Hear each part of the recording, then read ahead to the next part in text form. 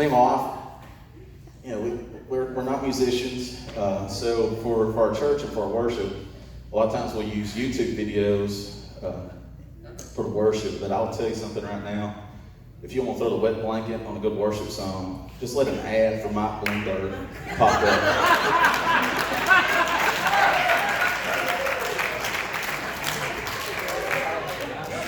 I mean, nothing against him politically. I'm glad he's done. And we can get back to Corey Trotz interrupting our worship service. It's preaching a few weeks back. Pentecostals, we like to get fired up every now and then. And so I was preaching hard, and I was hoping somebody would come to the altar. And I was getting a little desperate. I was about to start calling out their sins. And now before you get nervous and think I'm prophetic or something, actually, I'm just connected to them on Facebook. So I knew what they've been doing that week. It hurts when your own saints block you. That comes up in the next sermon. But one thing's being a pastor, I've had to deal with a lot is fear. And of course, right now, the big fear being that coronavirus. And, so I've been doing some research on it, and I found that if you get exposed to corona, that your vision gets blurry, and your speech gets slurred, and then you start texting your ex. So it sounds like it's horrible.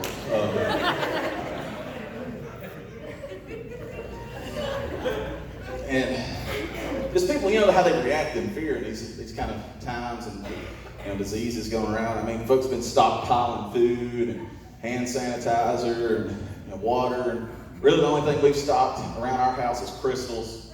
I figure they're good for 3 years at least. I want to give credit to my wife and say this amazing woman. And here's something we did that's a little wild. When we got married, we only knew each other for 4 months. About the same amount of time it takes to grow a watermelon, so we put a lot of thought into that one. We did take 6 months though before we bought a new couch because that's an investment. Don't want to get stuck with a lousy couch.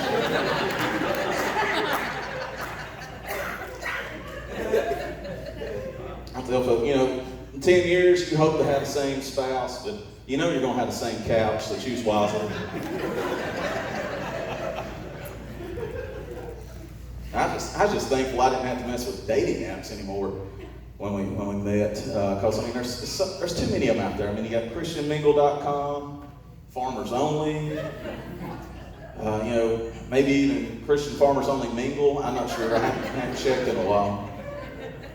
Of course, I never wasted my time with Farmers Only because I've been to co-op and it's nothing but dudes, so I ain't messing with that one. But what really caused me to move so quick when I met my wife, before we met, I put a profile on eHarmony, and it just said, fill out this questionnaire, and we'll send you a list of people that you can travel with, and sent the list, and there was no one on the list. So, that's okay. It just confirmed to me it's not a high demand. It's where a guy describes himself as strong-built, hard-working, with childbearing hips. Some of y'all looked at my hips and it's like, well, he does have childbearing hips.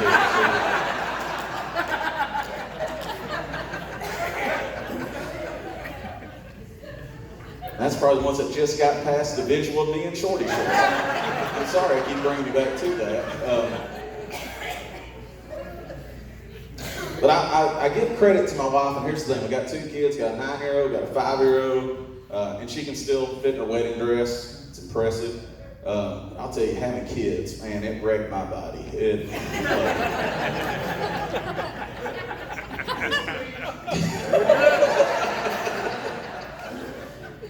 Oh, and I tell you what, those kids, they will keep you humble. Keep you humble. My daughter, when she was about 4, I used to be a teacher, and I had a rough day, came home, I was just sitting on the porch trying to unwind before I went in to hang out with the kids, and she came out there and she's like, "Hey, Dad." And I was like, "Hey, sweetheart." And she's like, "You sitting out here with all your friends?" So that's when we decided to have a son, and let's try again. Now he'll put me in shape. We love being outside. We love playing, just having fun. The other day he told me, he said, "You can hide, but you can't run."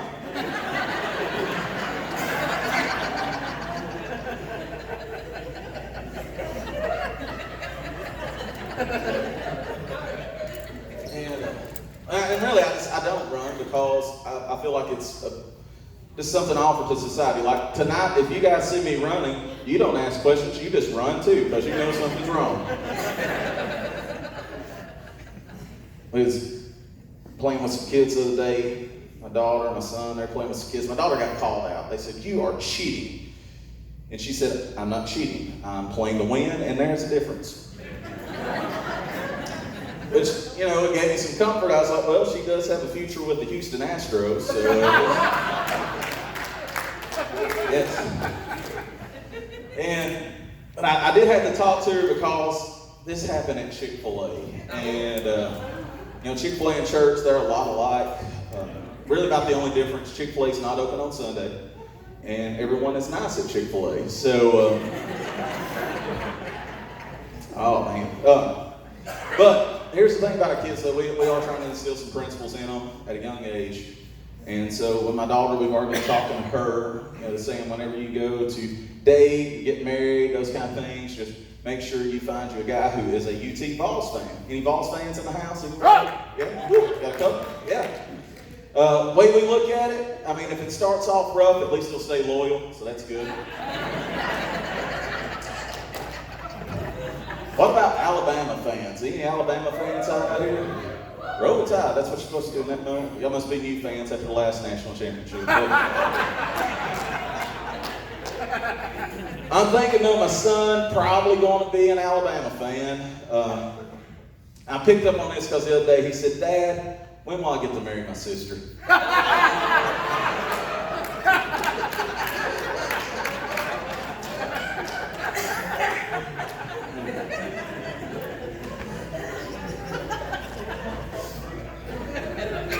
I love being a dad, and 35 years old, and something I found out being 35 is I'm considered a millennial. Wasn't a big fan of that. Millennials known for complaining a bit. But I'm a positive person, and I actually found a place called the Millennial Medical Clinic. I was like, "Oh, this is great. I've got somewhere to go if I get my feelings hurt."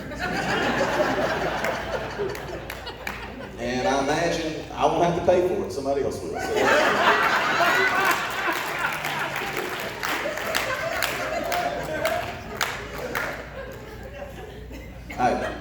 I also picked up on another thing being 35 is not OCD, but I do like seeing stuff where it belongs. And so I was at Books A Million, and I saw Hillary Clinton's autobiography laying on the ground. And it doesn't matter where your political views are at, it's just, it didn't belong there, so I just picked it up and I put it in the crime section.